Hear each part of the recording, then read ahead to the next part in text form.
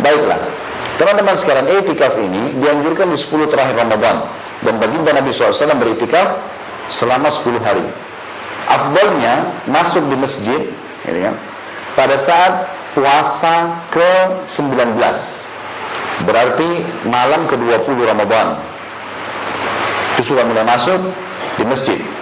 Boleh bawa makanan, boleh bawa pakaian, tapi tidak boleh ngotorin masjid. Kalau perempuan harus izin orang tua atau izin suaminya, gitu ya. Ini dibolehkan, tidak ada masalah. Apalagi kalau ada tempat khusus, tapi kalau ada tempat khusus lebih baik jangan. Karena Aisyah dan beberapa ummahatil mukminin setelah meninggalkan Nabi SAW beriktikaf, gitu kan, di masjid. Teman-teman sekalian, i'tikaf ini mulai masuk yang paling afdal puasa ke-19 berarti malam 20 sampai selesai sholat Idul Fitri. Emang di situ Idul Fitrinya sekalian. Makanya dianjurkan untuk mengambil masjid yang jami', yang dipakai sholat Id. Ada mimbar, dipakai Jumat, gitu ya. Jadi Jumat pun tidak harus keluar, karena ini betul-betul di masjid, ikat diri, nggak boleh keluar kecuali darurat. Sebenarnya ulama mengatakan darurat adalah hal-hal yang memang dia dianjurkan, seperti ngantar jenazah, dia sakit harus berobat, atau istrinya berkunjung dia harus antar pulang. Sesuatu yang dia harus lakukan, ibunya panggil orang tuanya, maka dia selesaikan hajat baru dia kembali. Karena pernah Nabi SAW dikunjungi waktu lagi i'tikaf dengan Sofia radhiyallahu anha di masjid, lalu Nabi SAW mengantar Sofia pulang. Lagi i'tikaf, mengantar istrinya pulang, gitu ya. Yang pada saat itu ada 2 orang dari laki-laki Ansar, kemudian melihat Nabi SAW jalan malam dengan perempuan, 2 laki-laki ini mempercepat langkahnya, seakan-akan curiga, Nabi sama siapa nih, gitu. Malam-malam kan ini waktu i'tikaf.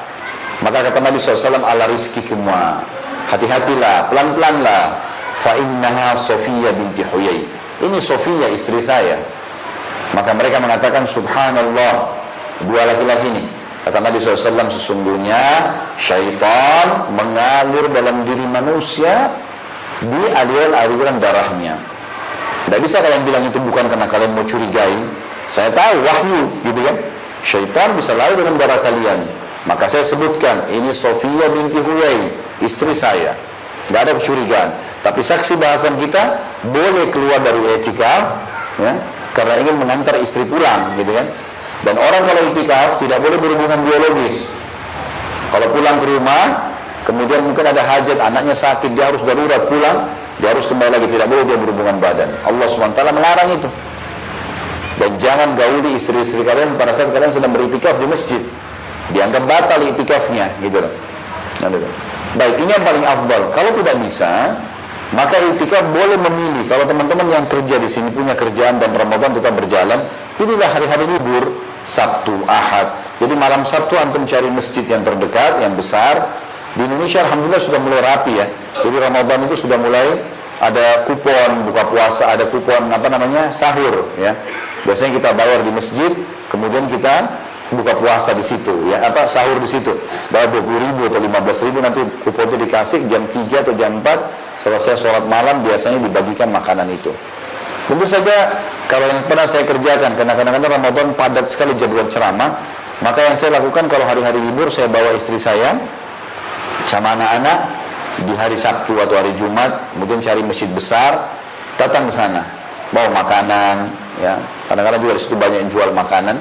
Kemudian duduklah, ikut sholat isya, sholat tarawih, duduk baca Quran sampai sholat malam lagi ada, sampai sahur, sampai habis sholat subuh baru pulang ke rumah. Ya minimal untuk ambil 1 hari, gitu kan? Minimal 1 hari. Ada juga pendapat mengatakan, walaupun dia cuma mengikat antara sholat dengan sholat seperti duhur ke asar, maghrib ke isya, juga dengan niat i'tikaf sudah bisa. Tapi tentu kadar pahalanya berbeda. Makin besar, maka makin besar juga pahalanya, gitu kan?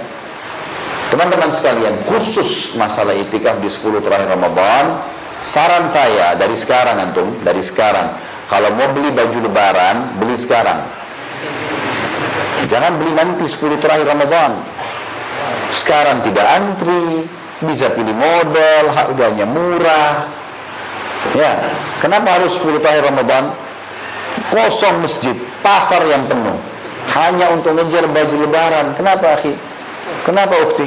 Gak bisa beli sekarang bajunya? Kan bisa, gitu loh. Kalau dikatakan model sekarang, modelnya banyak. Yang dijual di Ramadan sudah keluar semua sekarang. Yang dijual Id sudah keluar semua sekarang. Kenapa nggak dibeli? Gitu kan? Beli dari sekarang, kalau di lemari ini pakai lebaran, sudah selesai. 10 akhir Ramadan gunakan untuk ibadah, teman-teman. Dalam hadis Bukhari dikatakan, Aisyah berkata, kalau tiba 10 akhir Ramadan, maka baginda Nabi SAW memperkeras ikatan sarungnya dan membangunkan istri-istrinya. Sholat, ibadah. Nggak boleh enggak ini, kan gitu. Di 10 akhir Ramadan dan i'tikaf juga ini punya target utama, mengejar, selain mengikat 5 waktu sholat, juga mengejar Lailatul Qadar. Yang sudah masyhur dalam Al-Quran, Allah berfirman, A'udzubillahi minasyaitonir rajim, Lailatul Qadri khairun min alfi syahr. Lailatul Qadar lebih baik daripada 1000 bulan. 1000 bulan, teman-teman, sama dengan 83 tahun plus 4 bulan. 83 tahun plus 4 bulan. Maksudnya, kalau antum sempat mengucapkan subhanallah saja, subhanallah, pas Lailatul Qadar yang berputar di malam-malam ganjil 10 terakhir Ramadan, malam 21, malam 23, malam 25, malam 27, malam 29. Dan kata Nabi SAW, seringkali terjadi di malam 27, tapi bukan 27 patokannya, cuman berputar di situ kan. Kita kejar itu, teman-teman sekalian. Kalau kita ucapkan subhanallah pas Lailatul Qadar, pahalanya sama dengan mengucapkan subhanallah 1000 bulan, atau 83 tahun plus 4 bulan. Itu mungkin umur kita belum tentu sampai ke situ. Tapi malam itu betul-betul malam mubarak, malam yang penuh dengan berkah. Sebagaimana Allah sebutkan dalam surah Zukhruf, ya, Inna anzalnahu fi lailatin mubarakah. Kami turunkan Al-Quran di malam yang penuh dengan berkah. Itu turunnya di malam ke-27 dari Ramadan.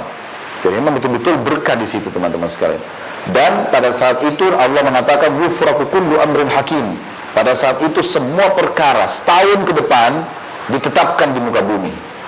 Diturunkan dari Lauhul Mahfuz, itu Lailatul Qadar, diterapkan. Makanya Aisyah berkata dalam hadis Bukhari, ya Rasulullah, kalau saya dapat Lailatul Qadar, apa yang saya baca?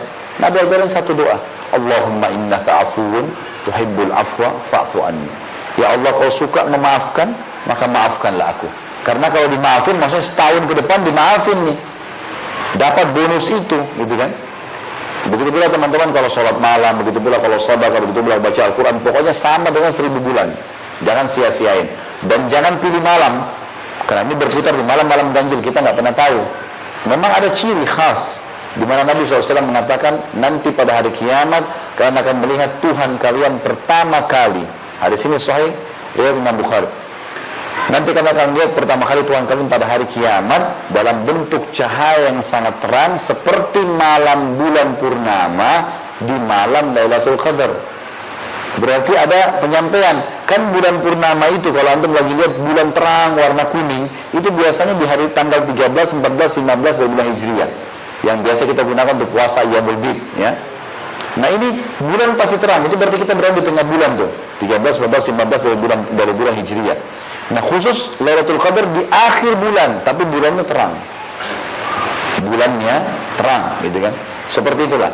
Yang jelas ini patokannya. Sebagian ulama mengatakan Lailatul Qadar itu kalau lagi musim hujan, dia akan berhenti hujan pada saat itu. Kalau musim panas, malah dia akan gerimis.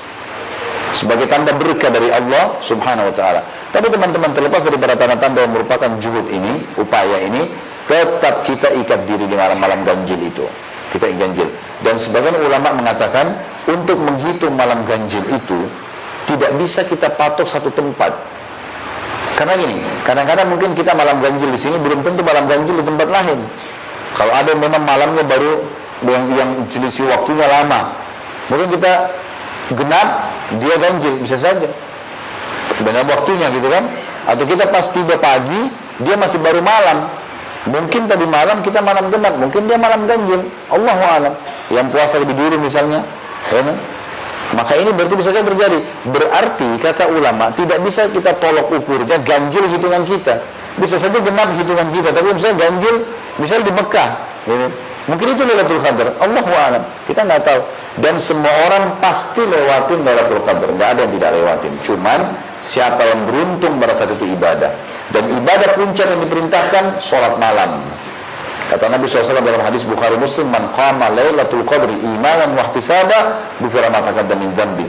Siapa yang menjadikan Lailatul Qadar dengan salat Lailatul Qadar malamnya dengan keimanan dan mengharapkan pahalanya, maka diampuni semua dosa-dosanya yang telah lalu. Yang keberapa ini? Yang ketujuh. Baik, masih masuk, baru mau yang ketujuh ya? Baik, yang ketujuh teman-teman sekalian, coba ikat diri mulai Ramadan, gitu kan? Kalau lagi kerja tentu saya sarankan juga ini di weekend saja, di hari libur. Coba kalau yang belum pernah lakukan, mulai sekarang ikat diri, apalagi Ramadan, ya apalagi hari libur, habis subuh sampai terbit matahari. Kata Nabi SAW dalam hadis yang dihasankan oleh para ulama, siapa yang sholat subuh berjamaah di masjid, kemudian dia duduk sampai terbit matahari, lalu dia sambil berzikir, duduk berzikir ini bisa berzikir pagi, bisa dengar pengajian, bisa baca Quran, kayak gitu. Dia duduk sampai terbit matahari, lalu dia sholat 2 rakaat, pahalanya sama dengan haji dan umroh, sempurna. Nah ini bisa kita lakukan di Ramadan, apalagi beberapa masjid kita, masya Allah ada ceramah subuh misalnya. Jadi nggak rasa habis ceramah sudah mulai terang matahari. Tunggulah sebentar, sabar. Pahala haji dan umroh loh ini, dua-dua digabung, sempurna. Coba latih diri yang belum pernah amalkan di Ramadan, itu penting sekali. Kita bisa lakukan supaya diterapkan juga setelah Ramadan, gitu ya. Ini termasuk yang dianjurkan.